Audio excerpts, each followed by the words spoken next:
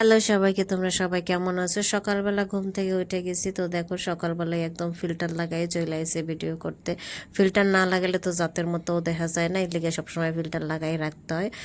আর এই যে দেখো ভাত বসাই দিছি, আর হচ্ছে যে কচুলতিগুলো একেবারে শুটকা দিয়ে শেষ হয়ে গেছে, আর কিচ্ছু করার নেই, আর মনে ফালাই দিতে হবে।